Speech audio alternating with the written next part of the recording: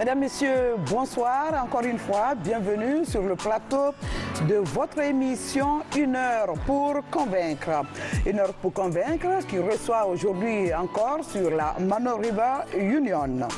L'Union du fleuve Mano ou la Mano River Union est une institution intergouvernementale africaine formée par la Sierra Leone, le Libéria, la Guinée et la Côte d'Ivoire. L'Union du fleuve Mano vise à renforcer la capacité des États membres à intégrer leur économie et coordonner les programmes de développement dans les domaines de la consolidation de la paix comme une condition préalable pour le développement, la promotion du commerce international, le développement de l'industrie, l'énergie, l'agriculture, les ressources naturelles, les transports et les télécommunications et tous les aspects de la vie économique et sociale des États membres.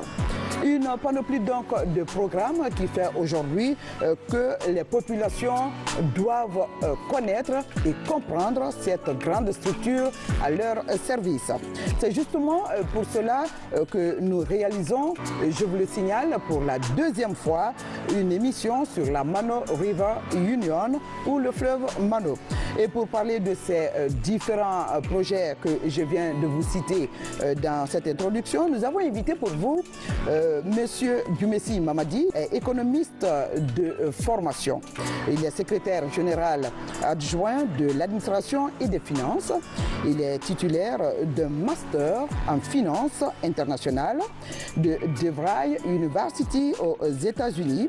Ensuite, il a eu un DEA, un diplôme d'études approfondies de l'université Félix Houphouët-Boigny de Cocody à Abidjan en Côte d'Ivoire et d'une maîtrise de l'université de Conakry. Monsieur Mamadi Dumessi a suivi plusieurs formations, parmi lesquelles on peut citer le cours du Fonds monétaire international sur la programmation des politiques financières.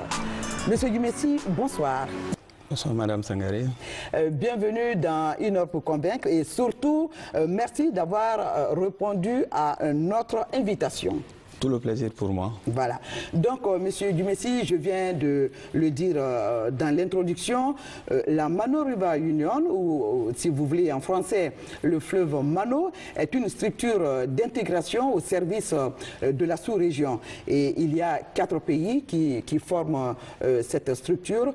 Aujourd'hui, la Mano a besoin d'une grande communication pour justement faire savoir aux populations cibles ce que leur offre pour le bien-être des populations. C'est vrai, l'Union du fleuve Mano, vous avez dit la Mano River Union, a 44 ans. Donc 44 ans, c'est vraiment la moitié à parcours. Tout à fait. C'est majeur. L'Union du fleuve Mano, comme je vous l'ai dit, à l'origine, c'est un État 4 membres, mais ça a commencé entre le Libéria et la Sierra Leone. Okay. Vous savez, l'objectif au départ, c'est toujours renforcer la coopération, en tout cas travailler ensemble pour intégrer les économies, d'abord mettre ensemble en commun les synergies, et intégrer les économies et ensuite faire en sorte que les projets communs puissent être réalisés. Et vous me permettrez de dire rapidement que c'est en 1973 que le Libéria et la Sierra Leone se sont mis d'accord pour cet espace. Et ils ont été rejoints par la Guinée en 1980 et ensuite la Côte d'Ivoire en 2008. Voilà. Et je vais ajouter très rapidement que depuis 2008, en tout cas au départ c'était pour aller rapidement vers la facilitation du mouvement des populations et des biens entre les États. Mais on a ajouté à partir de 2008 3 autres aspects. Donc on a en tout cas préparé un plan stratégique qui portait essentiellement sur 4 piliers. Voilà. Mais au fur et à mesure, les ambitions, les appétits viennent. On a voulu en faire un espace de coopération et qui en tout cas, a pour vocation la sécurité et la sûreté des frontières. Voilà. Vous avez cité les 4 piliers qui sous-tendent la structure de la Mano River Union. Je crois que notre débat sera centré surtout autour de ces piliers qui regorgent d'énormes projets. Mais quand on parle de fleuve Mano, le fleuve Mano, qu'est-ce que c'est? C'est un fleuve qui parcourt ces 4 pays, qui en font des États membres, ou c'est... Parlez-nous du fleuve Mano. Au fait, le nom fleuve Mano, comme vous entendez, l'Union a voulu porter ce nom parce que c'est un fleuve qui est, je vous ai parlé tout de suite des frontières. Oui. Voilà, c'est à cheval. Et, en tout cas, le départ, c'est en Guinée, traverse la Sierra Leone et puis le Libéria. Okay. Donc, l'Union a porté ce nom pour dire, bon, comme l'eau, comme une source, notre union, notre espace peut porter ce nom. Voilà. Donc, à l'origine, l'Union du fleuve Mano a porté le nom de ce fleuve mythique. Ok. Voilà. Dans l'histoire de la Mano River, M. Duumessis, il semble que la Mano a eu quelques titubations et il a fallu un sursaut des chefs d'État, des États membres pour que la Mano soit véritablement relancée. Et qu'est-ce qui a causé cette titubation et pourquoi ce sursaut pour que vraiment cette structure regorge ou bien revête toute son importance? Voilà. Merci pour cette question importante. L'Union du fleuve Mano, comme j'ai dit, à 4. Depuis 2009, vous n'êtes pas sans savoir que le conflit, les grands conflits qui ont en tout cas ravagé cette sous-région ouest-africaine, dont en tout cas d'une manière directe ou d'une manière indirecte, les 4 petits pays ont été impliqués dans ce conflit. Tout à fait. 3 des pays ont complètement fait, ils ont fait la guerre. Et après cette période très triste, il y a eu la maladie Ebola. Donc c'est seulement en 2008 l'initiative a été prise pour revitaliser, redynamiser cette institution qui, après ces crises-là, après ces guerres-là, avec beaucoup de problèmes parce que ceux qui avaient foi de cette union étaient complètement entamés par cette guerre. Mais j'avoue que depuis 2008, la redynamisation après ce plan stratégique a fait que les piliers ont été identifiés. Mais j'avoue que c'est un engagement fort des chef d'État. Voilà, parce que nous avons des structures, nous avons le Conseil des ministres, mais nous avons le sommet des chefs d'État. Voilà. Et comme je vous l'ai dit à l'entame de cette émission, avant la connaissance de bon nombre des populations ouest-africaines s'arrêtait à la rencontre justement de ces chefs d'État. Mais je crois que depuis l'administration de la Mano voudrait que les populations connaissent davantage la Mano River. Donc on l'a dit, M. Duumessis, les piliers de l'union du fleuve Mano, je l'ai lu, j'ai parcouru vos documents, repose sur 4 points que nous allons énumérer point par point. Nous avons d'abord la revitalisation et la restructuration institutionnelle dont vous venez de faire cas. Et en deuxième position, nous avons la paix et la sécurité parce que la sous-région a été secouée par les conflits. Nous reviendrons, je vous le signale en détail sur ces... Et nous avons le développement économique et l'intégration régionale. Le développement économique et l'intégration régionale, en quoi l'union de la Mano comprend induire cet aspect dans le développement justement de l'Afrique de l'Ouest? Si vous me permettrez, peut-être que ça va vous permettre d'être un peu plus éclairé. Nous pouvons revenir sur le pilier paix et sécurité. Bien sûr, mais en profondeur d'ailleurs. Voilà, parce que parler du développement économique sans paix, je pense que c'est difficile. Le volet paix et sécurité, c'est effectivement suite à ces guerres, à ces conflits qui ont décimé les populations, qui ont entamé complètement les économies, que les chefs d'État ont eu un engagement fort pour dire que nous allons en faire un problème quotidien. C'est pourquoi d'ailleurs la paix et la sécurité, c'est l'un des piliers majeurs en tout cas de notre programme plan stratégique. Voilà. Et le développement économique, j'ai dit, c'est une région très riche. très très riche. Oui. On compare même à certaines zones de l'Europe de l'Ouest Oui. pour dire que si toutes les conditions sont réunies, Oui. La Guinée seule a, sur tous les fleuves qui animent la Guinée, 9 des fleuves prennent source en Guinée. Oui. Et toutes les richesses, je ne vous parle pas de l'or, de diamants, Oui. voilà, mais je crois que le développement économique est ambitionné par la volonté des chefs d'État. Nous avons beaucoup de choses à dire là-dessus, Oui. mais si vous permettrez, je vais dire que la paix et la sécurité est toujours notre mot d'ordre, parce qu'après la guerre, il faut toujours prendre le devant pour, en tout cas, prévenir les conflits. Oui. C'est pourquoi, en plus de la sécurisation des élections, de l'accompagnement du processus électoral, l'Union du fleuve Mano est au chevet de tous les États. Oui. Et on se prépare, on vient de finir les élections en Sierra Leone. L'année dernière, c'était le Libéria. Je crois qu'en 2020, nous avons 2 élections en Guinée et en Côte d'Ivoire. Oui. C'est pourquoi notre mission est très très importante. Oui, oui. En quoi consiste cette mission? Quand vous parlez de paix et de sécurité, quelle est la stratégie que l'Union met en place pour prévenir ou encore pour résoudre les différents conflits? Quand on sait que ces 15 dernières années, cette sous-région riche en ressources naturelles a été confrontée à ces difficultés. Merci encore. Je ne suis pas un spécialiste de la sécurité, mais je vais vous dire ma compréhension. C'est d'ailleurs pourquoi l'Union du fleuve Mano a comme originalité les frontières. Vous savez, madame, je vais me permettre ici de remercier tous ceux qui ont œuvré pour que cette union puisse arriver.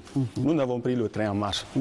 Mais vous avez parlé de Hadja Sarandraba, c'est le lieu de la féliciter et de la remercier pour tout ce qu'elle a fait pour cette union. Comme elle, il y a en tout cas des valeureuses personnalités dans la sous-région qui ont contribué. Vous savez, entre la Guinée et la Sierra Leone, si vous y connaissez mieux, le matin, nous avons des populations qui sont guinéennes. Tout à fait. Le soir, ils sont sierra-léonais. C'est des mêmes populations dans les 2 côtés, donc qui vivent, qui ont les mêmes structures, qui ont les mêmes habitudes. Vous comprenez? Et je pense que nos pays sont en train de, par l'effort des chefs d'État, sont en train de faire beaucoup de progrès. Mais nos frontières sont un problème. Nous le voulons tous les jours, de renforcer la sécurité et la sûreté. Parce que pendant les élections, c'est un souci. Pendant les maladies, c'est un souci. Il y a d'autres questions pour le contrôle des produits, produits prohibés, pour les stupéfiants. Et même les questions de terrorisme auxquelles l'Afrique fait face. Donc les frontières constituent une zone, on ne peut pas dire complètement sensible, mais nous le voulons vraiment au niveau de la Mano, et que nous pouvons aider les États, puisque dans la capitale, on a fait beaucoup d'efforts, mais au niveau des frontières, des efforts doivent encore être menés pour essayer d'aider les États à consolider les efforts de développement. Oui. Quand on se base sur les richesses de la sous-région, on sait que la sous-région est dotée de riches ressources minérales comme l'or, vous l'avez dit, le diamant, le minerai de fer ou la bauxite. Et en plus, la sous-région est bilingue. Il y a, par exemple, le Libéria et la Sierra Leone qui sont anglophones, et la Guinée et la Côte d'Ivoire qui sont... Est-ce que cela n'engrange pas souvent des difficultés? On voit même parmi certaines ONG ou bien des associations où le problème de langue est une barrière pour le développement de la structure.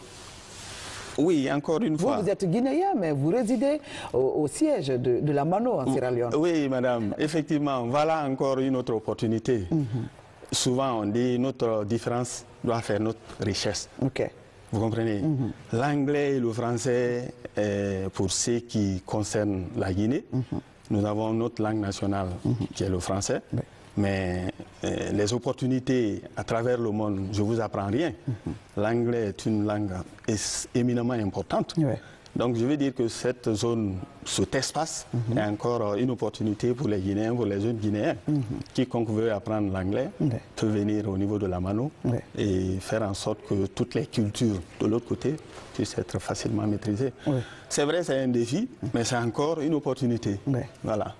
Mais en termes de défis, comment vous comptez le relever? En termes de défis, je pense que nous le faisons. Je suis en ce moment en Guinée avec la secrétaire générale parce que vous n'êtes pas sans savoir que nous avons, en tout cas au niveau de la Mano, nous avons ce que les anglophones appellent chairman, le conseil des ministres. Nous avons la Guinée qui dirige. Le conseil des ministres, la présidence. Donc, Mme Adja Guéné vient d'être promise au ministre de la coopération et de l'intégration africaine. Donc, la Mano relève directement d'elle. Donc, on a profité de l'occasion pour venir la dire bonjour. J'aurais aimé être accompagné par la secrétaire générale, mais j'avoue qu'elle est complètement en besoin d'apprendre le français. Et nous sommes en train de faire l'effort. Voilà. Monsieur Dumessi, on revient sur cette question principale qui est la paix et la sécurité. La Guinée, la Côte d'Ivoire, la Sierra Leone et le Libéria ont tous, peut-être que la Guinée moins en matière de crise politique, mais ces trois autres pays ont connu des guerres civiles dans leur histoire. Je crois que la Mano River en est consciente et je crois qu'elle a aussi des actions prévues où elle a des manœuvres pour interpeller certainement les politiques ou les gouvernements de ces pays pour justement conserver la question de paix et de sécurité. Absolument, absolument, madame. Et comment vous le faites? Bon, j'avoue que c'est... Des menaces, des sanctions ou... Non. L'Union du fleuve Mano, c'est la volonté des chefs d'État. Au fait, c'est une institution qu'ils ont voulu. Voilà. Je vous ai dit que la Côte d'Ivoire est venue récemment. Aucun pays n'a été convoqué de venir à cette institution. Cet espace est tellement indispensable que chaque État membre est venu de lui-même. Je vous ai parlé des questions de sécurité, mais aussi de sûreté. De sûreté parce que, effectivement, je vous ai dit, les maladies, le cas de la maladie Ebola vient de nous donner une leçon pour dire nous devons être ensemble. Je vous ai parlé des périodes des élections. Vous voulez organiser une élection en Guinée, vous avez besoin que la sécurité entre la Guinée et la Sierra Leone. Vous comprenez? Je ne voudrais pas rentrer dans les détails, mais je pense que vous comprenez que la sécurité et la sûreté au niveau des frontières, c'est comme, si vous voulez, un soutien majeur pour les États. Donc on a besoin de ça. Alors nous suivons les politiques des États membres. Nous sommes un instrument au service des États membres pour non seulement renforcer la paix, mais aussi pour les aider à intégrer conformément aux besoins, puisque les défis dans les États, dans les 4 États, peut-être qu'il y a un niveau compte tenu de l'histoire. Il y a des petites différences, mais nous avons les mêmes défis. Donc nous intégrons les défis et en faire une politique au service des États membres. Voilà. Dans la structure de la Mano River, M. Dumassi, il y a les commissions techniques de l'Union du fleuve. Et dans ces commissions, je crois que les grands projets se retrouvent dans ces commissions. Nous avons par exemple le commerce et l'industrie. Le commerce et l'industrie, ce sont des pays frontaliers. Qu'est-ce que la Mano a créé depuis en termes de facilitation, de libre circulation de ces deux pays, quand on sait qu'il y a d'abord une difficulté de transfrontalier, où, vous l'avez signalé, un Guinéen est sierra-léonais le matin, le soir il redevient Guinéen, vice-versa. Et quand on a affaire à une question cruciale comme ça, comme le commerce et l'industrie, comment la Mano élabore ses projets en matière d'industrie? Voilà, merci. Avec le soutien des États membres, comme je vous ai dit, le préalable, c'est la paix. Ensuite, ce que nous faisons, au service des États membres, nous préparons, bien sûr en lien avec les partenaires, nous préparons des projets. Ces projets, je vous donne le cas de l'exemple, je crois qu'on vient faire le lancement de la route Koya-Pamalap, oui. qui est aujourd'hui dans une situation très compliquée. Voilà. Mais l'Union du fleuve Mano, avec le soutien de ses partenaires, nous avons mobilisé auprès de la BAD et en lien avec la CEDEAO. Les études de faisabilité ont été faites. On a, je crois, fait un lancement technique officiel la dernière fois et le processus est en cours pour complètement entamer la reconstruction de cette route. Ouais. C'est la même chose. Il y a un projet comme ça là. Je crois que la BAD a mis sur la table 570 000 $. Et la Guinée, je crois, presque 83 millions de dollars. Et nous avons 570 millions au total. Et la Guinée seule a 83 millions. Et ça, c'est un projet global où il y a entre la Guinée et la Sierra Leone, entre la Guinée et la Côte d'Ivoire, entre le Libéria et la Côte d'Ivoire, la Côte d'Ivoire et la Guinée. Et la Guinée. Voilà. Donc chaque État, il y a des tronçons qui sont prévus. Et je crois que le processus est en cours. Oui. Ça, c'est le préalable. Je crois qu'il nous faut lier les États, qu'il y ait une facilité de mouvement, des biens et des services. Et ensuite, les autres questions. La Mano a beaucoup d'ambition parce que son importance est que c'est une zone, je vous ai dit, extrêmement sensible à cause de la richesse. Oui. Mais aussi, c'est une zone qui facilement, vraiment à cause du défi qui reste entier.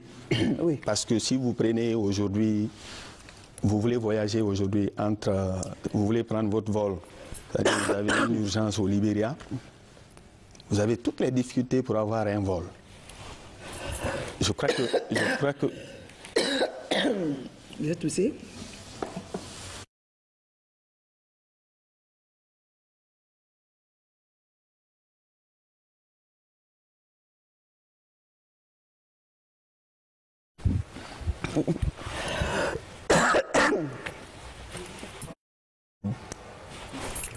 Oui, on disait sur le commerce. Voilà, donc je disais que nous avons un projet en cours de réalisation.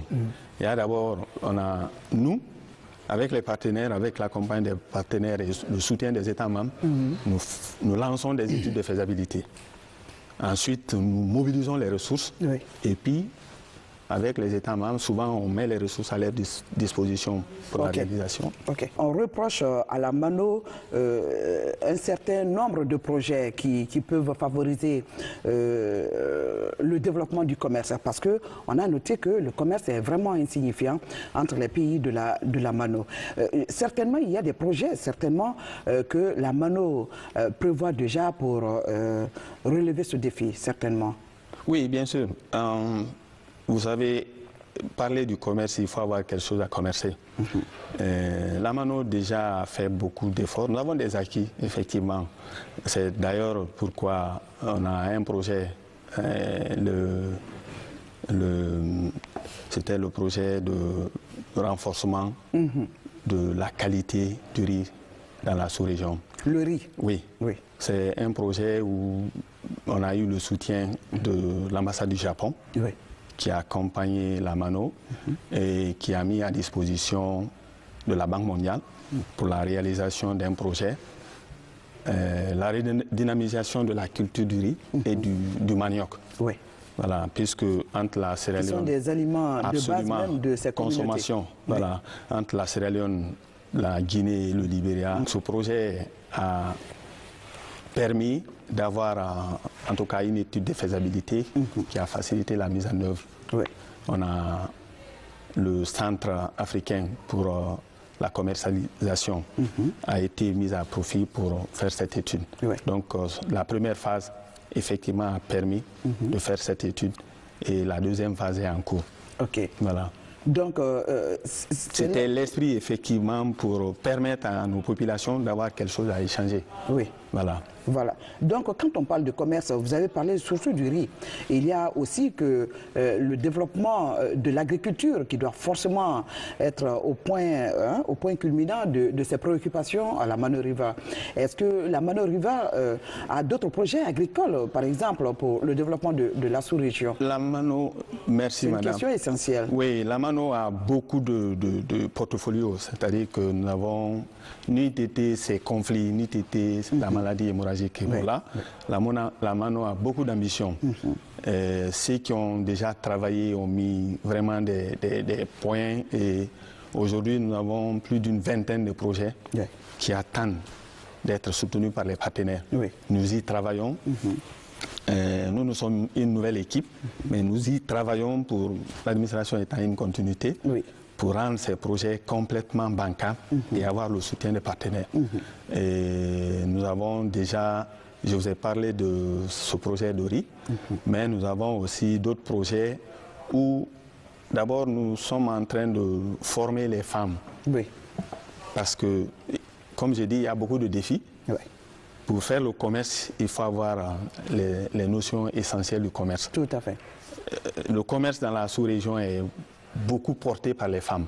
Donc il faut former ces femmes, il faut former. Il faut même signaler le réseau des femmes pour le projet Paix et Sécurité. Absolument. Le réseau des femmes pour, Il y a aussi les hommes en uniforme, la police, la douane. Oui. Il faut les former pour que tout le monde ait l'esprit et la qualification nécessaire pour accompagner cette facilitation du commerce. Oui. Nous avons beaucoup de projets, mais je pense que la maladie nous a donné beaucoup de leçons et nous sommes en train de nous préparer avec les partenaires pour lancer ces projets-là. Oui, oui. Voilà. J'ai vu aussi des projets sur la forêt et les produits de la pêche. Absolument. Bon, quand on parle de ces projets, expliquez-nous un peu, est-ce qu'il s'agit de galvaniser les paysans ou même les populations ou la Mano Riva conçoit des projets qu'elle met à la disposition de ces populations et les soutient même dans l'exécution du projet? Oui, il faut le savoir, les besoins, je ne cesserai pas de vous le dire, les besoins sont tellement nombreux et le développement a tellement de composantes que chaque fois qu'on a un paquet de projets, nous essayons de les prioriser. Vous avez parlé tout de suite de la gestion de l'eau ou des écosystèmes. Oui. C'est un projet majeur où nous avons l'accompagnement de l'USAID et puis un autre partenaire haïtien. Haïtienne, c'est des partenaires qui sont au Burkina, qui nous accompagnent. Oui. Parce que le défi qui est là, c'est non seulement la protection de l'environnement, mais aussi permettre à nos populations de faire ce qu'ils sont en train de faire dans le respect de l'environnement. Okay. En termes de formation, mais est-ce qu'en termes financiers, ces partenaires interviennent directement dans le financement des projets? Oui, madame. Si vous dites à un paysan de ne pas, par exemple, il est habitué à faire les cultures sur le brûlé, vous lui dites ça a un impact, ne le faites pas. Il faudrait que vous accompagner à la population, qu'il soit convaincu de faire autre chose. Et puisque lui, il vit au jour le jour, il faudrait que vous ayez des arguments pour le convaincre de ne pas faire ce qu'il a l'habitude de faire. Surtout le problème qui est, en tout cas, très pointu en ce sens, c'est le fait que nous avons des cultures. Depuis des millénaires, les populations sont habituées à faire des cultures cérébrales et toi, tu viens. C'était d'ailleurs l'une des difficultés quand la maladie Ebola a surgi. Parce que les gens sont habitués en tout cas, à s'alimenter avec les viandes de brousse. Et tout d'un coup, on leur dit, non, non, non, les viandes de brousse peuvent donner la maladie, ne faites pas ça. Quel argument? Donc, il vous faut, franchement, chercher d'autres arguments, sinon les accompagner, les permettre d'avoir la viande. Parce qu'ils sont habitués depuis des milliers d'années on cherche les agoutis. Voilà, c'est ça. Est-ce que c'est dans ce cadre qu'intervient aussi ces produits de la pêche, ces projets accompagnant la production, la pisciculture, comme on le dit? Absolument, absolument. Il y a des projets bancables en ce moment? Il y a des projets en cours, mais vous savez, nous avons dans la sous-région plusieurs institutions sous-régionales, y compris la CEDEAO, et puis d'autres intervenants. Et nous avons les mêmes bailleurs. D'ailleurs, le multilatéralisme, vous savez, ça commence à prendre un peu coup. Il ne faut pas compter trop sur les partenaires. Nous sommes en train de réfléchir sur des moyens de mobiliser les ressources de façon interne. C'est ça la nouvelle donne. Parce que nous avons des besoins, nous avons des projets éminemment importants, mais le financement, c'est la grande comment on appelle, le grand défi. Voilà. Nous avons des projets sur les piscicultures, nous avons des projets sur le maintien, la bonne utilisation de l'eau, nous avons des projets sur la conservation des forêts, nous avons des projets sur la facilitation du commerce, comme j'ai dit, mais nous avons des projets aussi, vous savez, l'exploitation minière, c'est aussi un autre défi que nos communautés sont habituées. Vous ne pouvez pas dire à une population qui est habituée à exploiter de l'or ou du diamant traditionnellement, ne le faites pas. Donc le défi qui est là, c'est que tous les 3 pays ont à peu près soit de l'or ou de la bauxite. Et qui sont les nerfs de la guerre. Absolument. Un projet qu'on appelle Kimberley est en cours. Ce projet, c'est de faire en sorte que, aux côtés de l'exploitation industrielle de l'or et du diamant, nous avons une exploitation artisanale coordonnée et bien, en tout cas, exploitée aux besoins de nos populations. Qu'on ne détruit pas l'environnement, mais qu'on essaie aussi de tirer les besoins sans, en tout cas, entamer la population, parce que, je vous dis, l'eau, cette exploitation artisanale crée un énorme problème si ce n'est pas coordonné. Si chacun vague, si chacun cherche le diamant d'une façon ou d'une autre, les cours d'eau sont complètement, en tout cas, je ne peux pas les détruire, mais les cours d'eau sont souvent victimes. Sont victimes parce que les populations, on ne tient pas compte que l'eau, on est en train d'utiliser, c'est une ressource épuisable. Voilà, on ne tient pas compte. Donc chacun exploite de sa façon, jusqu'à ce qu'on puisse se trouver dans une situation où c'est tout le monde qui va... D'où des projets de préservation de l'écosystème. D'où des projets de préservation de l'écosystème et des forêts. Voilà. Ce projet est très très important et nous avons l'accompagnement de l'USAID, voilà, qui fait intervenir un partenaire Tetra-Tête, qui nous accompagne d'abord à donner certaines formations, mais nous sommes au service des communautés en termes de formation, en termes de changement d'attitude, mais même en termes de renforcement de leurs besoins. Voilà, justement, en termes de changement d'attitude, est-ce que vous rencontrez souvent des difficultés à l'encontre des populations, puisqu'il s'agit de cultures différentes? Bien qu'au sommet, ce sont les mêmes cultures, mais chacun a sa spécificité. C'est de cela que je suis en train de rappeler quand je parlais d'Ebola. Ils ont des cultures, ils ont des traditions. On essaie de trouver les meilleures formules. Parce que c'est vrai que vous ne pouvez pas, comme j'ai dit tantôt, vous ne pouvez pas venir trouver quelqu'un qui vit de bélier, quelqu'un qui vit d'agouti, et il n'a pas d'autres moyens, il n'a pas d'autres ressources, il ne peut pas trouver, il ne peut pas aller chercher. C'est très facile pour lui de tuer un gibier, peut-être dont l'animal là, ça fait partie des ressources rares. Voilà. Mais c'est très facile pour lui de tuer ce gibier que d'aller chercher 1 kilo de viande au marché. Monsieur Gumessi, la Mano River est en offensive de charme par rapport au défi de la communication que vous avez instauré au sein de l'Union pour que les populations maîtrisent réellement les actions que vous prévoyez pour eux. Certainement, vous avez 2 ou 3 projets qui sont réalisés. Je ne parle pas des projets en cours de réalisation, mais des projets qui sont réalisés et aujourd'hui qui ont en face les bénéfices et les bénéficiaires sont vraiment satisfaits de l'offre du projet. Oui. 2 ou 3 projets. Voilà, rapidement, le premier, madame, c'est, je vous ai parlé tantôt de route. Oui. À la frontière entre la Sierra Leone et la Guinée, nous avons un poste douanier qu'on appelle poste juxtaposé.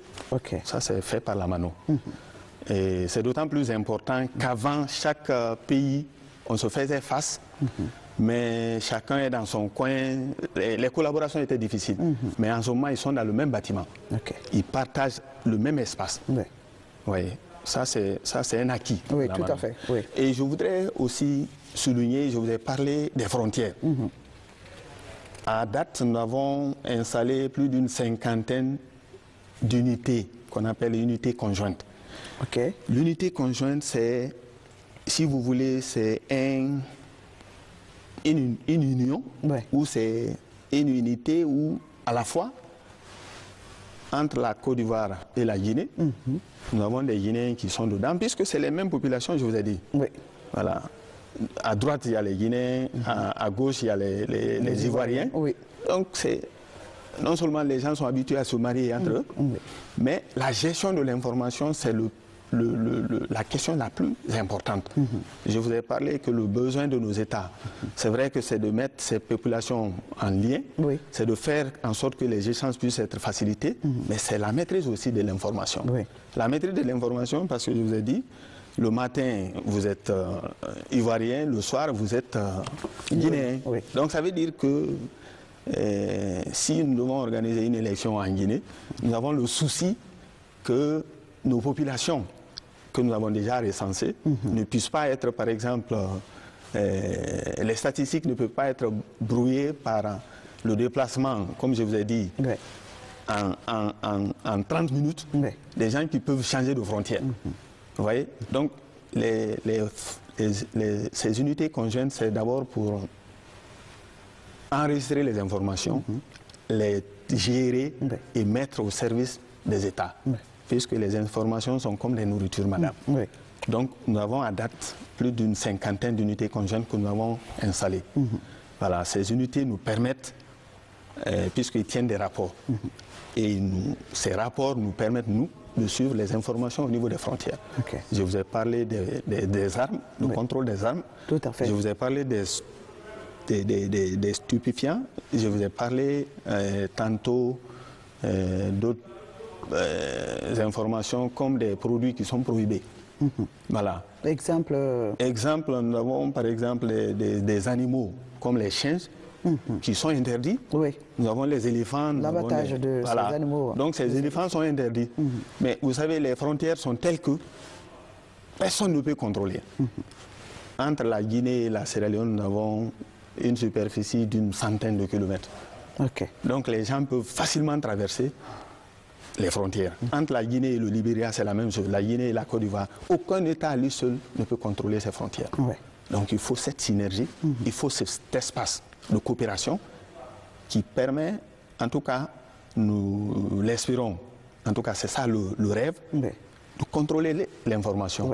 En parlant de rêve, M. Dumécy, il y a plusieurs populations qui caressent un grand rêve dans la sous-région, mais peut-être spécifiquement dans la Mano River, quand on parle d'autoroute qui relierait ces 4 pays voisins. Est-ce que la Mano y a pensé en matière de transport et de communication? Voilà, j'avais tout de suite anticipé pour parler de Air Mano. Mais je vais revenir pour dire effectivement... On va aller d'abord pour les routes? Oui, c'est ça. Je vais dire que nous avons trop de défis, madame. Voilà. Et le défi, c'est effectivement pour la facilitation du commerce. Mais il faut d'abord créer les conditions pour que les populations aient ce sur quoi il faut commercer. Les échanges entre les pays, c'est tellement faible. Nous comptons seulement sur les produits locaux. Mais je pense que l'effort qu'il va falloir faire, c'est d'abord améliorer la qualité des productivités, renforcer leur connaissance du point de vue technologique, parce que j'aime souvent cette communication du professeur Alpha Condé qui aime parler de la 4e révolution. Voilà, le monde est en train de changer. Le transfert des technologies. Si on pouvait avant travailler avec la DABA, aujourd'hui, nous avons toute autre chose. Voilà, la technique et la technologie est en train de nous pousser à aller rapidement. Et ceux qui sont sur le point, c'est ceux qui bénéficient. Donc, ce que nous avons, comme je vous ai dit, le préalable, c'est renforcer la productivité, renforcer la connaissance de ceux qui produisent et faciliter, donner les moyens pour que, en tout cas, le mouvement des personnes et des biens soit facilité. Le premier projet, je vous ai parlé de ces frontières juxtaposées et en ce moment, nous sommes en train de nous intéresser aux routes. On nous avait parlé d'un corridor entre la Côte d'Ivoire, la Guinée et je crois la Sierra Leone. La CEDEAO est en train de nous prendre le devant, bon, parce que 52, je veux dire 15 États, ils sont un peu plus costauds que la MANO, mais la MANO est beaucoup plus intéressante et significative que la CEDEAO. Je ne suis pas en train de m'aventurer, mais je sais de quoi je parle, parce que la MANO, c'est entre 4 États qui ont tous une frontière. Alors qu'il y a des États dans la CEDEAO, ils n'ont pas de frontières. Mais nous, les 4 États ont tous les frontières. Voilà. Et nous avons une façade maritime qui fait que nous avons beaucoup plus de sensibilité. Je ne vais pas vous parler des richesses de la zone. Donc, effectivement, le défi est important, mais nous sommes au niveau, après le renforcement des capacités, nous sommes en train de nous intéresser à la formation de ceux qui doivent transporter ces produits.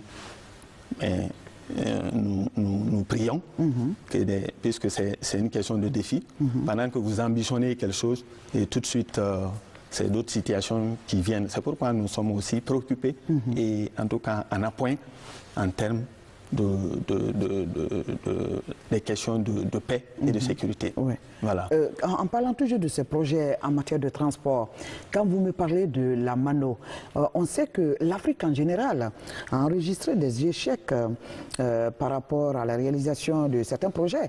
On a vu le déclin de Air Afrique. Et comment est-ce que l'union des 4 pays peut avoir ce grand rêve d'avoir sa compagnie aérienne? Sur quoi vous vous basez pour être aussi rassuré de pouvoir créer une telle compagnie? Oui, aujourd'hui les populations, vous pouvez dire tout, mais nous pouvons reconnaître que les populations se déplacent. Ils se déplacent entre la Guinée, la Sierra Leone, la Guinée, le Libéria. Les gens se déplacent. Mais dans quelles conditions?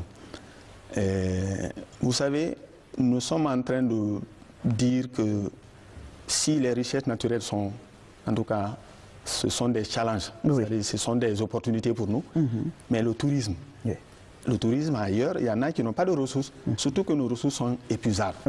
Voilà. Le tourisme, on ne peut pas parler de tourisme sans les moyens de communication. On ne peut pas parler de tourisme sans une compagnie aérienne dynamique, madame. Peut-être que je suis en train de parler de rêve, mais c'est essentiel pour le développement de la région.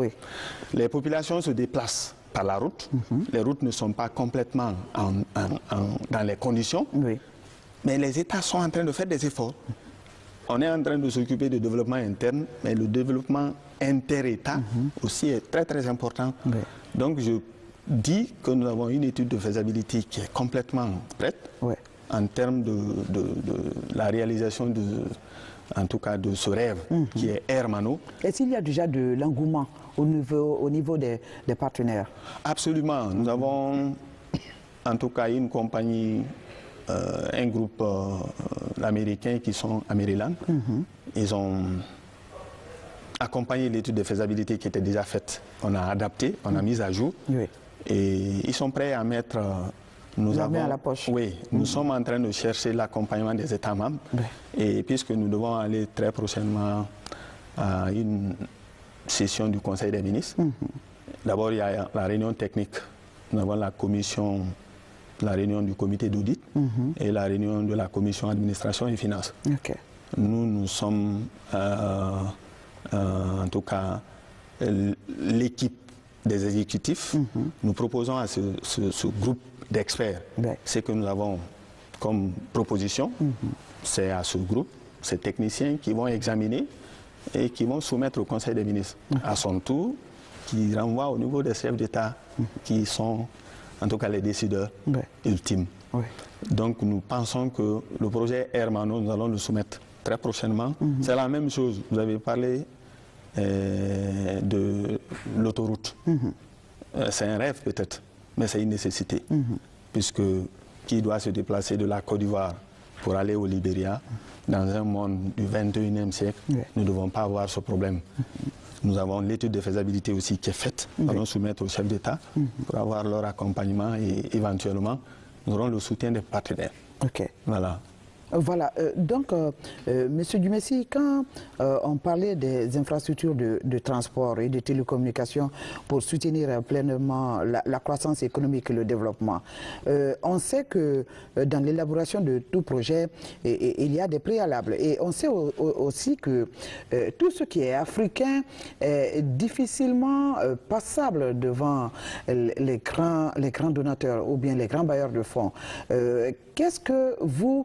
Par exemple, vous avez pour convaincre ces grands partenaires à investir de l'argent. Parce que quand on parle de tel ou tel projet, on est généralement à l'étude de faisabilité et l'exécution des projets peine. Est-ce qu'aujourd'hui, la taxe qui est sur l'Afrique en matière de corruption ou de malversation joue sur la réalisation de ces projets? Oui, madame, je crois que ce sont des questions importantes que vous êtes en train de souligner. Premièrement, permettez-moi de vous dire que l'argent existe. L'argent existe. Les partenaires sont... C'est pas, le monde ne commence pas aujourd'hui. Et les partenaires sont prêts à accompagner. Le préalable, vous avez parlé peut-être de la corruption, mais le préalable peut être aussi la paix. Le préalable peut être la paix et la sécurité. Si on dit que l'argent a peur du bruit, si on veut réaliser une autoroute entre la Guinée et la Sierra Leone, le partenaire, lui, c'est son intérêt. C'est son intérêt. S'il trouve que le projet est rentable, il y a les institutions comme la Banque mondiale et le Fonds, et comme on appelle, il y a des institutions de développement. Je veux parler de la Banque mondiale, je veux parler de la Banque islamique de développement qui accompagne de tels projets. Nous avons le rêve que ce que nous sommes en train de faire, d'abord, madame, ces efforts-là vont avoir, puisque c'est leur chose, vont avoir le soutien des États membres. Une fois qu'on a ce soutien, il n'y a pas de raison qu'ils ne peuvent pas pousser, qu'ils ne peuvent pas, en tout cas, convaincre les partenaires, puisque les partenaires, la plupart, viennent pour accompagner les États. Voilà. Pour accompagner les États, il faudrait qu'ils aient le soutien des États. Nous, ce que nous faisons, préparer ces projets, avoir leur assentement et aller avec ce cutus-là vers les partenaires pour... C'est dans ce cadre, effectivement, je parle de ce projet d'autoroute sous-régionale, ce projet Hermano. Il y a aussi un projet que je vais me permettre, l'étude a été faite par nos prédécesseurs, c'est le centre d'excellence. Vous avez les États aujourd'hui, on peut dire tout, mais il y a un certain déséquilibre entre les États en termes de développement. Mais c'est aussi une opportunité. C'est pourquoi on a fait en ce sens que la Guinée, qui est un pays minier, qui a beaucoup d'avantages, en tout cas qui a déjà pris un certain élan en ce sens. La Guinée peut avoir un centre d'excellence pour une école sous-régionale des mines. L'étude de faisabilité est faite. La Sierra Leone peut abriter les Haïti, puisque... Les Haïti, expliquez-nous un peu, les Haïti c'est quoi? C'est comment on appelle, c'est les nouvelles technologies de la communication. Nous allons avoir de l'Internet, nous allons avoir d'autres domaines tels que la communication électronique, qui est très très développée aujourd'hui, et nous sommes... Je ne peux pas dire que nous sommes en retard, mais nous avons beaucoup de défis à relever. Mais nous sommes en train de faire des pôles. Nous sommes en train de faire des pôles. Et la Côte d'Ivoire, par exemple, ils sont en avance un peu en termes de petites unités de transformation. Donc, on peut avoir une école sous-régionale de ce sens. Et le Libéria, c'est la foresterie. Parce qu'ils ont des grandes forêts. On avait même commencé avant la guerre à installer des petites unités au compte de la Mano. Mais hélas, la guerre est venue tout bousiller. Tout ravager, oui. Voilà. Dans la libre circulation dans l'espace CEDEAO, les populations enregistrent assez de tracasseries dans les frontières. on a l'impression que tout ce que la Mano dit, par exemple, une des structures qui intervient en faveur des populations, n'a que sur du papier. Mais en réalité, les pratiques ne sont pas là. Il y a les tracasseries sur les routes entre les pays. Est-ce que la Mano y a veillé aussi? Oui, madame, c'est difficile. C'est une des réalités vraiment qu'on vit au quotidien. C'est difficile de pleurer sous la pluie, puisque ce n'est pas facile que les gens puissent voir vos larmes.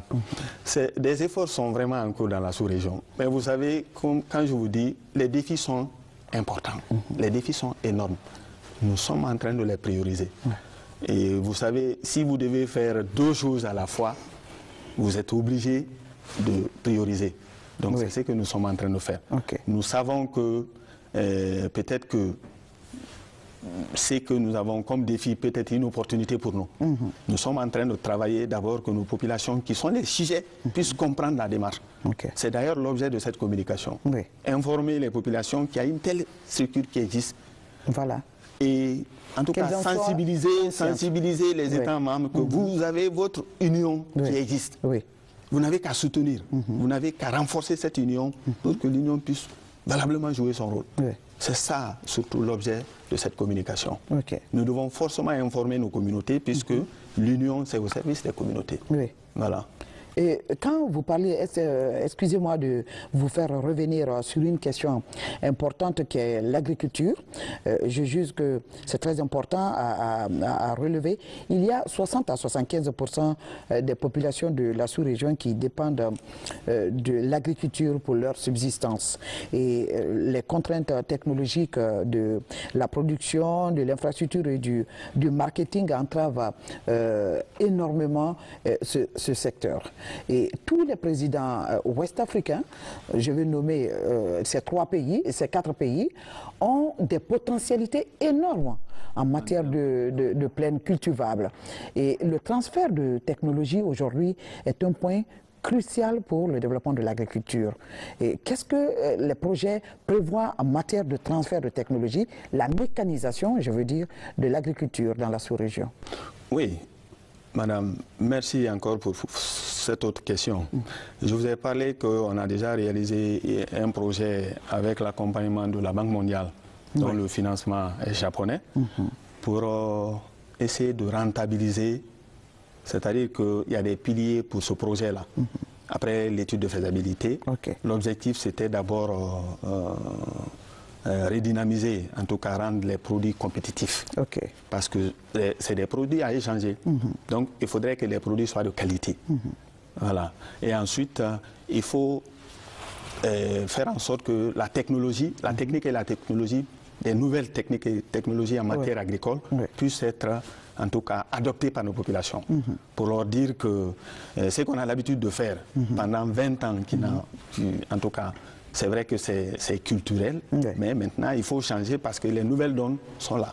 Et ensuite, il faut faire en sorte que les produits, en tout cas ceux qui sont produits, puissent être échangés, qui est facilité, en tout cas que les produits soient écoulés. Soient écoulés et soient même transformés sur place. Donc on crée des conditions pour que les populations qui produisent soient encouragées à continuer cette production. Voilà.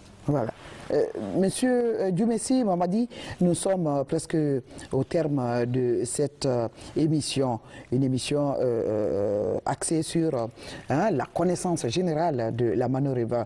Si on vous demandait aujourd'hui de véhiculer un message par rapport à la Mano River, qu'est-ce que vous allez dire à vos téléspectateurs? Merci beaucoup, madame. Merci encore pour donner cette opportunité. Ce que je vais dire aux populations, c'est de leur dire que cette structure, c'est la volonté des États membres. Cet espace, c'est un espace entre les États, c'est la volonté des États. Donc, quand on décide de créer une structure, je pense que cette structure doit vivre. 44 ans de vie, ce n'est pas pour rien. Si la Mano devait disparaître, la Mano aurait disparu. Mais c'est dire que la Mano a une utilité. La Mano doit continuer à vivre parce que la Mano a un rôle à jouer. Voilà. Ce rôle est d'abord faciliter, en tout cas, l'esprit de paix et de solidarité entre les États, sans lesquels on ne peut rien. Voilà, c'est faire en sorte que les populations puissent s'imbriquer. D'ailleurs, ils vivent ensemble, mais continuer à se partager les informations au service des États.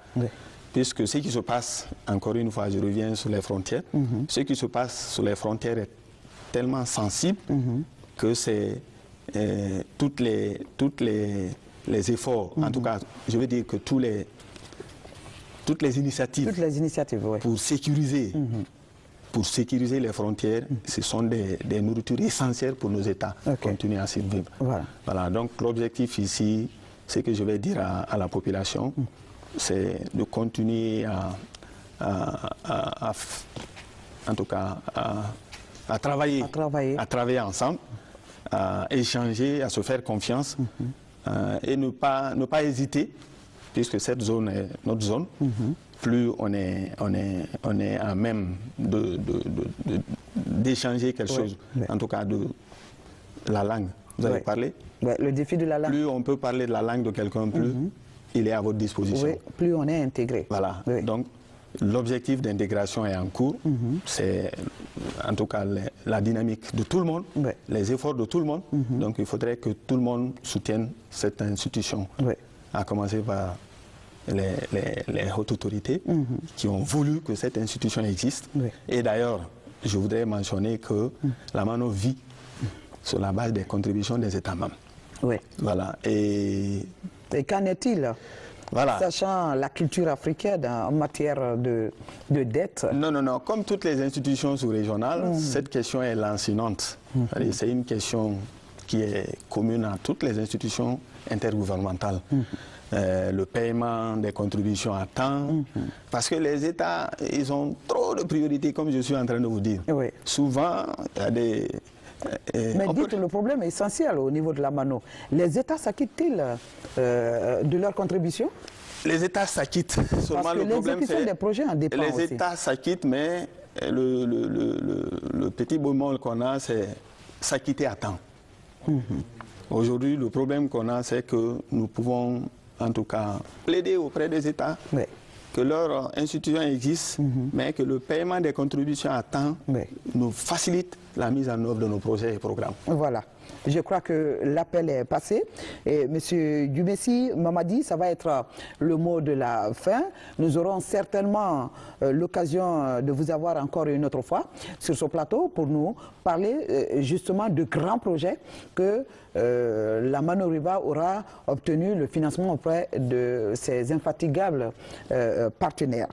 Mesdames, Messieurs, c'est donc la fin de 1 heure pour convaincre. 1 heure pour convaincre qui recevait aujourd'hui M. Duumessis Mamadi, qui est économiste de formation. Il est le secrétaire général adjoint en charge de l'administration et des finances.